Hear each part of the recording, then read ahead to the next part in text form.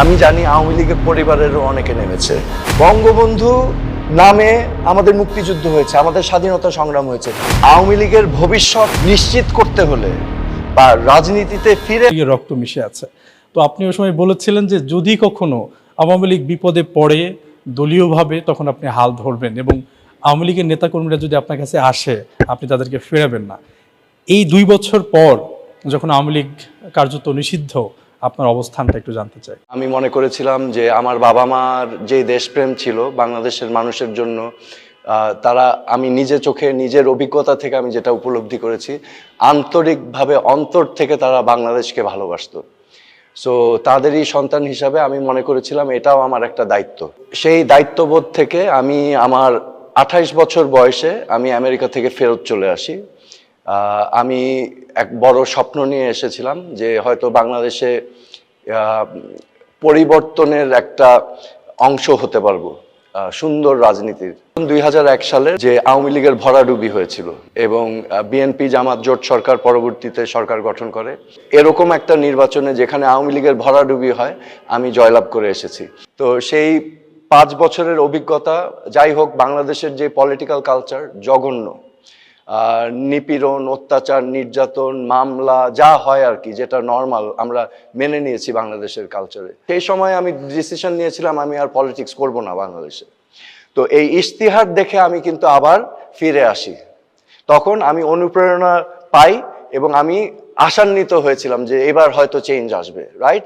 Because এই যে 5 বছরের আওয়ামী লীগের যে দুরবস্থা হয়েছিল, আমার ধারণা ছিল যে আমার মানে আপার লিডারশিপ এটা থেকে শিক্ষা নেবে। 5 বছরের যে বিরোধী দলীয় রাজনীতি, যেই অত্যাচার নিপীড়ন আমরা ফেস করেছিলাম, আমি ভেবেছিলাম সেখান থেকে আমরা শিক্ষা নিব, রাইট? যে একটা সুন্দর দেশ গড়ার জন্য we will set an example. কিন্তু আমি যখন দেখলাম যে না, দুর্নীতি দূর করা তো দূরের কথা, এখানে বিজনেস অ্যাজ ইউজুয়াল হচ্ছে, তখন আমার কাছে ক্লিয়ার হয়ে যায় আমরা কোন পথ বেছেছি। সো আমি যখন দেখলাম যে নীতি নৈতিকতা বিসর্জন দেওয়া হচ্ছে, আমি এটাকে কোনোভাবেই মেনে নিতে পারিনি। এবং যে সকল অনিয়ম আমি দেখেছি, যেই অনিয়মের বিরুদ্ধে আমাদের কাজ করার কথা ছিল, আমি সেটা মেনে নিতে পারিনি। এবং আমার কাছে ক্লিয়ার হয়ে যায়, কারণ আমি ইতিহাসের ছাত্র, আমি অ্যাজ এ হবি আমি খুব পছন্দ করি। ইট ওয়াজ ক্লিয়ার টু মি আমরা second option business as usual পথে গেলে আজকে না কালকে না 10 বছর পরে একটা পরিণতি আসবে। আমরা রাজনৈতিকভাবে বিরোধী দলকে দমন নিপীড়ন করেছি, হত্যা গুমের রাজনীতি বেছে নিয়েছি, পলিসি বেছে নিয়েছি, দুর্নীতির পথ বেছে নিয়েছি, যার ফলে হয়েছে কি আমাদের গ্রাসরুটসের নেতাকর্মীরাও এই চক্রের ভিতরে আক্রান্ত হয়ে গিয়েছে। আওয়ামী লীগ সংগঠন হিসাবে জনগণের পালস থেকে দূরে সরে এসেছে, কারণ সবাই নিজের আখের গোছাতে ব্যস্ত হয়ে গিয়েছে। এবং এটা এসেছে, বলে না মাছের পচন শুরু হয় মাথা থেকে, আমাদেরও একই অবস্থা হয়েছে, পচন শুরু হয়েছে মাথা থেকে। এবং পচন শুরু হয়ে এটা 2014 সালের নির্বাচন, 18 সালের নির্বাচন এবং 2024-এর নির্বাচন, ওকে, আলটিমেট এবার পুরো বডিটাই পচে গিয়েছে। আপনি সম্প্রতি প্রধান উপদেষ্টার সাথে দেখা করেছেন, এটা নিয়ে অনেকেই কিন্তু বলেছে যে সোহেল তাজ হয়তো বা আওয়ামী লীগের দায়িত্ব নিতে পারে এবং অনেকে এইভাবে বলেছে যে আওয়ামী লীগ যতবার বিপদে পড়েছে এই তাজউদ্দিন পরিবার আওয়ামী লীগকে বাঁচাইছে। স্বাধীনতা সংগ্রামে নেতৃত্ব দেওয়া, মুক্তিযুদ্ধের নেতৃত্ব দেওয়া আওয়ামী লীগ আর আজকের আওয়ামী লীগ, ঠিক আছে, সেই আওয়ামী লীগ ছিল নীতি আদর্শ কেন্দ্রিক একটি দল। আর আজকের আওয়ামী লীগ যেটা বর্তমানে এক্সিস্ট করছে, this is a corrupt mafia league, okay? এটা let's be clear about this. So আমার কোনো এক্সপেকটেশন নাই এই দল থেকে, কারণ যতক্ষণ পর্যন্ত ভিতর থেকে এই রিয়েলাইজেশন না আসবে যে আমাদের পচন হয়েছে এবং ওই পচনটাকে কেটে ফেলে দিতে হবে। এখন পর্যন্ত শুনেছেন শুধু আমি বলে যাচ্ছি যে অনুশোচনা করতে হবে, আত্ম উপলব্ধি করতে হবে, রিয়েলাইজেশন আসতে হবে। তো আমি যে কিছু করব আমার কোনো আগ্রহ নেই, কারণ এখানে কোনো রিয়েলাইজেশন নাই। মানে আপনি ভালো কিছু দেখছেন না? আমি তো কোনো ভালো কিছু দেখছি না। এটা তো একটা পচন ধরা দল, এখানে তো কেউ বেরিয়ে আসতে পারছে না। এটা একটা পরিবার কেন্দ্রিক দল হয়ে গেছে। বাট একটা দল তো কারো প্রাইভেট প্রপার্টি হতে পারে না, দলের তো একটা নীতি আদর্শ ছিল, আমাদের মুক্তিযুদ্ধের চেতনা, যেটা আমরা বারবার বলি চেতনা, যেই চেতনা বিক্রি করে একটা ঢাল হিসাবে ব্যবহার করা হয়েছে এতদিন এই সকল অনিয়ম দুর্নীতি সবকিছুর বিরুদ্ধে। এবং মুক্তিযুদ্ধর তাৎপর্য এবং মুক্তিযুদ্ধকে ধ্বংস করা হয়েছে তো এই গত 15 বছর।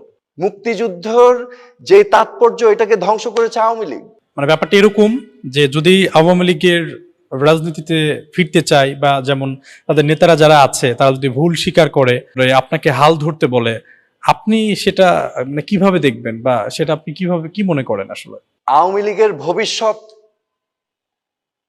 নিশ্চিত করতে হলে বা রাজনীতিতে ফিরে আসতে হলে আবার আত্ম উপলব্ধি এবং আত্মসমালোচনা এবং অনুতপ্ত হতে হবে। That is the start, then everything else. আমরা এটা শুনেছি, কিন্তু আমি আপনার কথা বলছি যে একজন রাজনীতিবিদ, আপনার এলাকায় কাপাসিয়ায় আপনার জনপ্রিয়তা আছে, আপনি কি কখনো আর রাজনীতিতে ফিরবেন না? নাকি যদি কখনো সিচুয়েশন ডিমান্ড করে, জনগণ চাই, আপনি কোনোভাবে ফিরতে পারেন? এই মুহূর্তে আমি ফ্র্যাঙ্কলি বলবো, হ্যাঁ, ফ্র্যাঙ্কলি আমি খুব হতাশ। আমি খুবই হতাশ। আমি বাংলাদেশের ভবিষ্যৎ ভালো দেখছি না।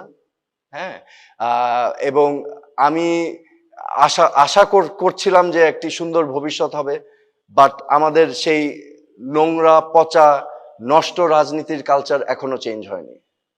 সো নো, আমি একেবারে ইন্টারেস্টেড না। আপনি যখন মন্ত্রিত্বটা ছাড়লেন তখন কিন্তু ঘোষণা দিয়ে ছেড়েছিলেন, আপনি কিন্তু বলেননি যে আপনাকে কে বাধা দিয়েছে, কারা আপনাকে কাজ করতে দেয়নি।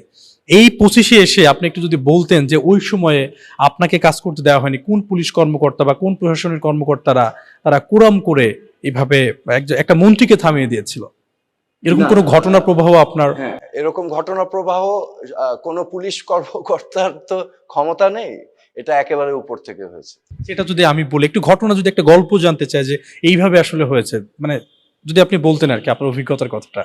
হ্যাঁ, আচ্ছা, আমি দায়িত্ব নেওয়ার পর আমার পুলিশের আইজি, র্যাবের ডিজি, কোস্ট গার্ডের ডিজি, সে সময় বিডিআর এর ডিজি, জেল কর্তৃপক্ষের ডিজি, আনসার বাহিনীর ডিজি, সকল প্রধানদেরকে আমি ডেকেছিলাম আমার অফিসে এবং আমরা একটা মিটিং করেছিলাম। সেই মিটিংয়ে আমি বলেছিলাম যে আজকে থেকে this ministry will be corruption free.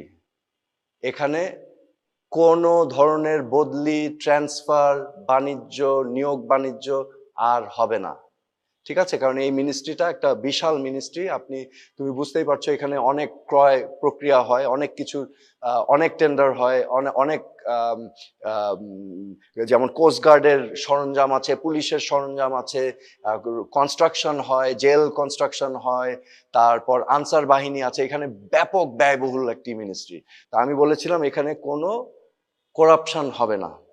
এবং আমি ক্যাবিনেট মিটিংয়ে মাননীয় প্রধানমন্ত্রীকে সে সময় বলেছিলাম যে আমরা যদি পুলিশ প্রশাসনে ইনভেস্ট করি আজকে, এবং আমরা একটি নৈতিকভাবে প্রফেশনাল পেশাদার পুলিশ বাহিনী গড়ে তুলতে পারি, ঠিক আছে, তাহলে আজকের ইনভেস্টমেন্ট আমাদের সোসাইটিকে আগামী 10 বছর পরে 1000 গুণ রিটার্ন দিবে ইন গুড গভর্নেন্স।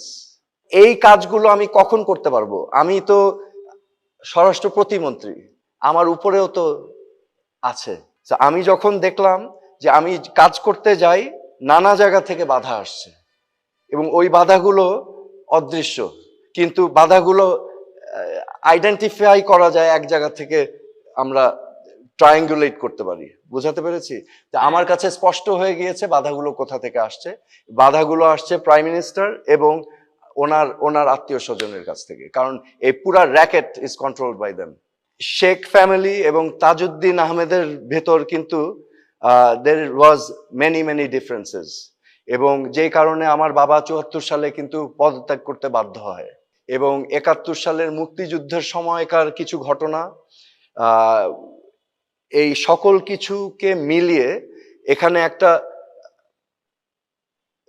অনেকটা একটা আবরণের খেলা, ঠিক আছে? সামনে একরকম, ভিতরে আরেক রকম। বুঝাতে পারছি? সো এই যে ডেকে এনে আমাকে রাখা, দিস ইজ আ ড্রামা।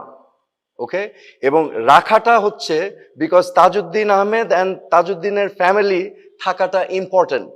এটা বাইরের আওয়ামী লীগের মাঠ পর্যায়ে মানুষকে দেখানো এটা ইম্পর্টেন্ট যে আমরা ইউনাইটেড। এখন আমি বের হয়ে গেলাম, দ্যাট ক্রিয়েটস ডিভিশন, যে কি হলো, মানুষ কোয়েশ্চেন করবে যে কেন সোহেল তাজ ছেড়ে দিল, কারণটা কি, আমরা তো ওনাকে অনেস্ট হিসাবে জানি এবং আমার বিরুদ্ধে কোনো অভিযোগ নেই, রাইট? সো স্বাভাবিকভাবে সে বাধ্য হয়েছে আমাকে সাথে রাখতে এবং একটা পর্যায়ে জোর জবস্তি করে আমাকে রাখার চেষ্টা। এবং এটা নিয়ে আমি আগেও বলেছি, আর বলতে চাই না, গানও গাওয়া হয়েছে আর কি টেলিফোনে। আচ্ছা, আমরা পরবর্তী প্রশ্নে সেটা হচ্ছে যে নির্বাচন হয়তোবা প্রধান উপদেষ্টা ঘোষণা দিয়েছে ডিসেম্বরের মধ্যে নির্বাচনের সব প্রস্তুতি বা প্রক্রিয়া যেগুলো আছে সম্পন্ন করতে। আপনার দৃষ্টিতে একটু ছোট করে জানতে চাই যে আপনি কি মনে করেন নির্বাচন কি মার্চ এপ্রিল বা জুনের মধ্যে সম্ভব কিনা, এবং রাজনৈতিক দলগুলো গতকাল পর্যন্ত বা আজকে পর্যন্ত রাজনৈতিক দলগুলো যে অবস্থান জুলাই সনদ নিয়ে বা লেভেল প্লেইং ফিল্ড নিয়ে, আপনি একদমই যেমন আপনি আজ থেকে 10 বছর আগে পদত্যাগ করছিলেন যে আপনার দলটা রাইট ট্র্যাকে যাচ্ছে না, তো ওইখান থেকে একটা আপনার ভবিষ্যৎ বা কেউ তো ভবিষ্যৎ বলতে পারে না, তবে অবজারভেশন যে কি হতে পারে যে বাংলাদেশের নির্বাচনটা। ভবিষ্যৎ খুব ব্লিক। ব্লিক মানে হচ্ছে খুব অন্ধকার। আগামী 30-40 বছরেও আমরা এগুলো থেকে বেরিয়ে উঠতে পারবো না। এটা এটা এটা আমার assessment. I could be wrong. এখন আমরা যদি আচ্ছা একটা একটা করে দেখি, আমরা বিএনপি দেখি যদি, এগেন এটা আমার ব্যক্তিগত অভিমত, আমি জাস্ট শেয়ার করছি। বিএনপি এখন সর্ববৃহৎ রাজনৈতিক দল। নির্বাচন যদি আগামী 3-6 মাসের ভিতর হয়ে যায়, নিশ্চিত তারা জয়লাভ করবে। কিন্তু আমরা বিএনপির কিছু সমস্যা দেখতে পাচ্ছি। মাঠ পর্যায়ের নেতাকর্মীদেরকে কন্ট্রোল করতে তাদের একটু বেগ পেতে হচ্ছে, রাইট? বিকজ তাদের মূল লিডারশিপ এখন তারেক রহমান, উনি দেশের বাইরে আছেন, তো এই জন্য কন্ট্রোল করাটা সমস্যা হয়ে যাচ্ছে। যত দিন যাচ্ছে তত নেগেটিভ, মানুষের মধ্যে একটা নেগেটিভ প্রভাব সৃষ্টি করছে, রাইট? এবং বিএনপি চাচ্ছে যত দ্রুত হোক। So number 1। নাম্বার 2, এখানে আছেন এনসিপি, একেবারে নতুন, এখনো নিবন্ধন হয়নি। এনসিপি হচ্ছে এমন একটি রাজনৈতিক দল যারা চেষ্টা করছে মাঠ পর্যায়ে গ্রাসরুটসে অর্গানাইজ হতে, রাইট? সো তাদের ইন্টারেস্ট হবে নির্বাচনটা যত ডিলে হয়। এটা নর্মাল, এটা আমরা যদি অ্যানালিসিস করি, তাই না? এখানে আমার আবার একটা কথা আছে, NCP young students, that's fine, তারা রাজনৈতিক দল করেছে। আমি আশা করেছিলাম গণ অভ্যুত্থানের পর এই ছাত্র গোষ্ঠী একটি প্রেসার গ্রুপ হিসাবে থাকবে। আমি মনে করি যে এখানে কিছু মিস্টেক হয়েছে, সরকারে যাওয়া এবং রাজনৈতিক দল গঠন করা। হ্যাঁ, কারণ আমরা বাংলাদেশের মানুষ, এই যে যারা নেমেছিল রাস্তাঘাটে, আমি জানি আওয়ামী লীগের পরিবারেরও অনেকে নেমেছে। হ্যাঁ, প্রাইভেট ইউনিভার্সিটির ছেলেমেয়েরা প্রাণ দিয়েছে, রাইট? গার্মেন্টস ওয়ার্কার, শ্রমিকরা প্রাণ দিয়েছে। সবার একটা আকাঙ্ক্ষা ছিল একটা দুর্নীতিমুক্ত দেশ, অনিয়ম মুক্ত দেশ। অথচ এখন আমরা দেখছি যে নানা ধরনের চাঁদাবাজির ঘটনা আসছে। This is creating a very bad perception. ওইটাই বলছি, নতুন দল থেকে আসছে।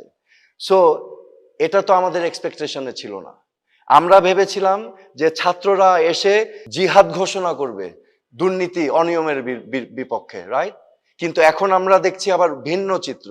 এটা একটা নেগেটিভ মনোভাব সৃষ্টি করছে, রাইট? সো আমি আশা করব যে ছাত্র যারা নেতৃত্ব যারা আছে তারা এটাকে সিরিয়াসলি নেবেন এবং তাদের উপর কিন্তু বাংলাদেশের মানুষ অনেক আশা ভরসা নিয়ে এন্ট্রাস্ট করেছিল, ঠিক আছে?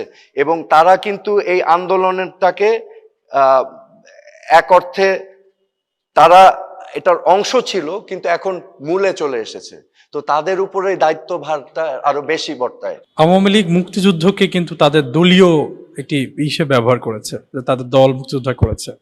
আপনার কাছে কি মনে হয়, অনেকেই, আমার নিজের প্রশ্ন না, দর্শক অনেকে মনে করে যে এনসিপি 24-এর গণঅভ্যুত্থানকে নিজেদের করে নিতে চাচ্ছে, ক্রেডিট নিয়ে ঝামেলা হচ্ছে, এটা দর্শক অনেকে মনে করে।